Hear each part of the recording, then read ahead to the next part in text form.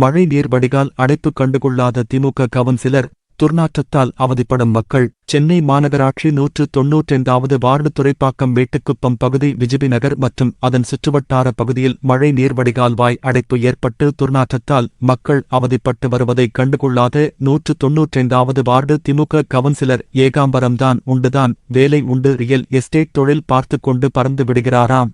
இதுபோன்ற தொடர் குற்றச்சாட்டு இவர் மேல் வந்த வண்ணமாக பேசப்பட்டு வருவதை மூடி மறைக்கும் விதமாக கலைஞர் பிறந்தநாள், முதல்வர் மு.க.ஸ்டாலின் பிறந்தநாள் போன்றவைகளை நலத்திட்ட உதவி வழங்கும் விழா வைத்து எம்எல்ஏ, அமைச்சர் போன்றவர்களை வரவழைத்து டிவிசேனல் பேப்பர் போன்றவைகளை விளம்பரம் தேடி பொதுமக்களிடம் நன்மதிப்பை பெறுவது போல் வெளியில் காட்டிக்கொண்டு சுற்றி வருகிறார் என ஒரு புறம் புலம்புகிறார்கள்.